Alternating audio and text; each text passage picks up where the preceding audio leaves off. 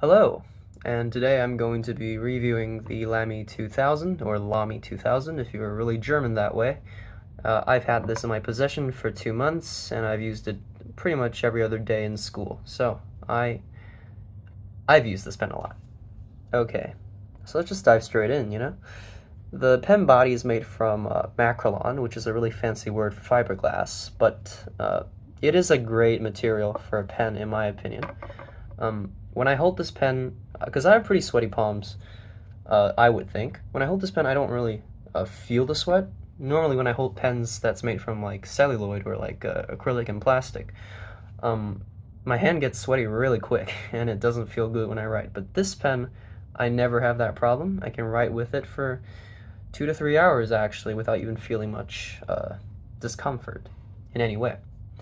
So that's one good thing about the pen. Also, this material, in my opinion, feels just a little bit more premium than plastic.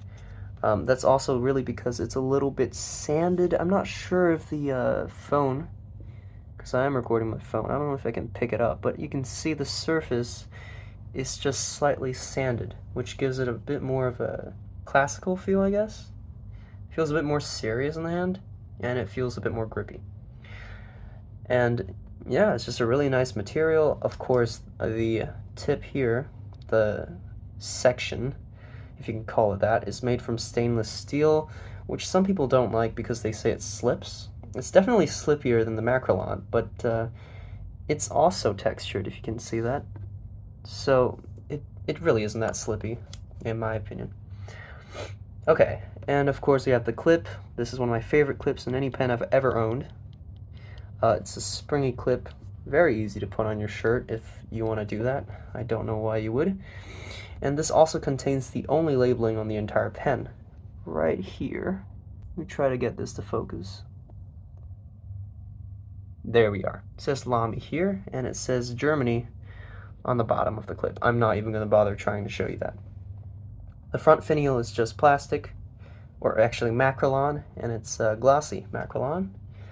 And the back has a little bit of a stainless steel circle inside. I'm assuming that's part of the piston mechanism, which would make sense because this is a piston pen, as you should know. This is a very famous pen. Okay, we have a hooded 14-karat nib. I will talk more about this in the writing sample. And there is a, well, I guess it's called a feeding hole or something. It's to suck up the ink into the pen.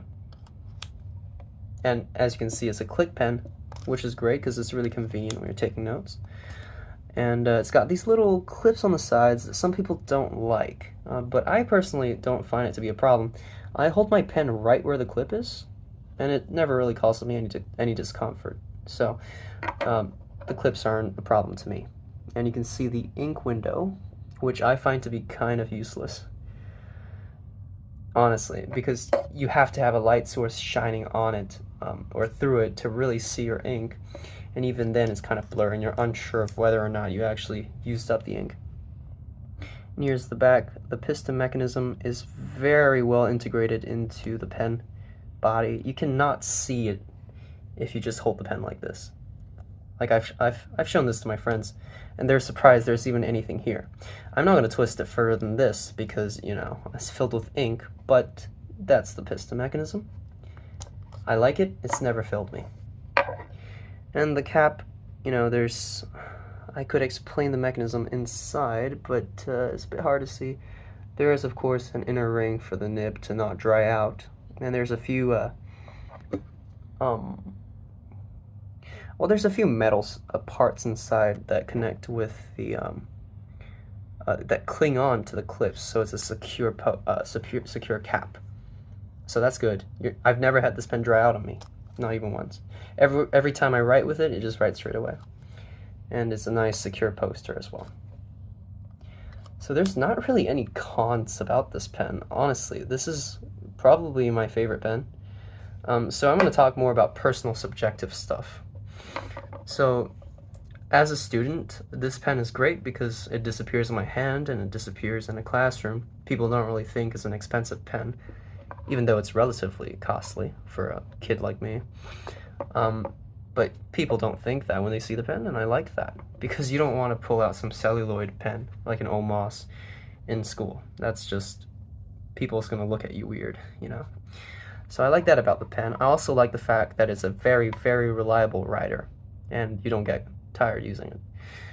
However, there are not a little bit, there are some pet peeves I have about it. First of all, this part, this part at the front here, when you fill it up with ink, it gets all over the section.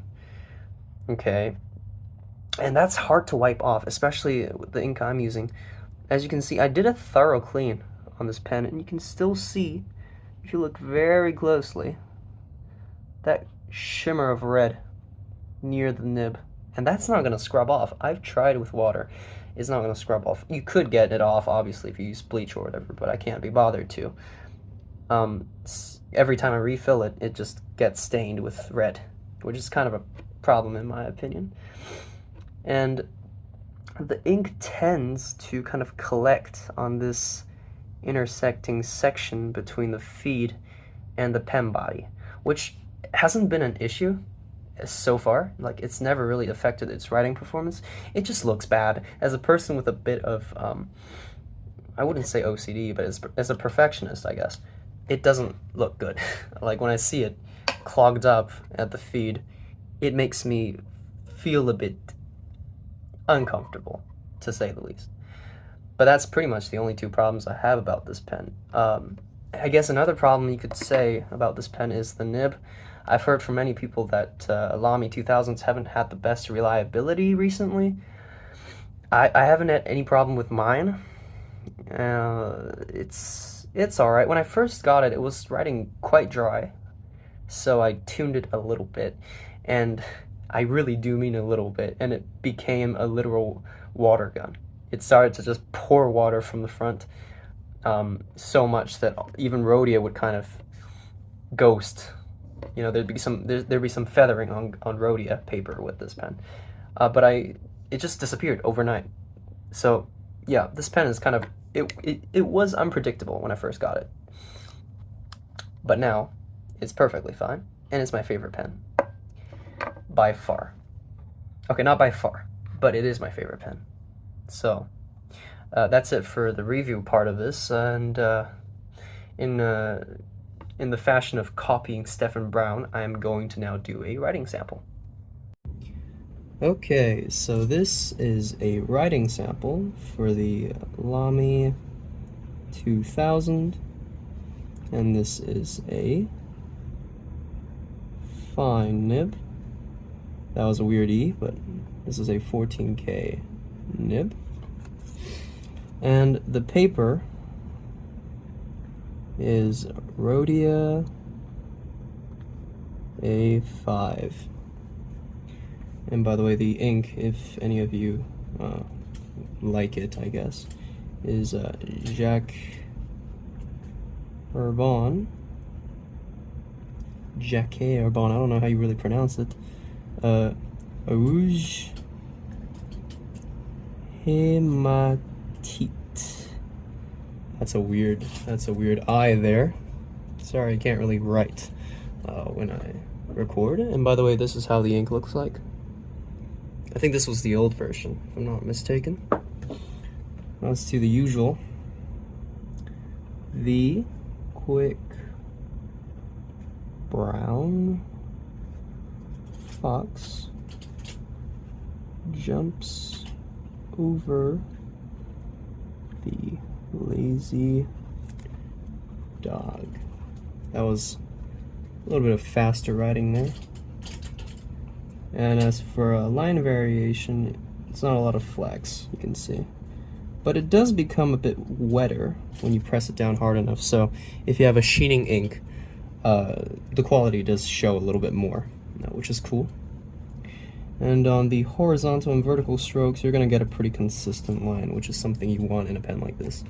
After all, it is a hooded pen that's meant for like workhorse writing. Here's a little bit more of fast writing, and of course it keeps up very well. No skips at all. Very nice pen. Ooh, missed the cap there.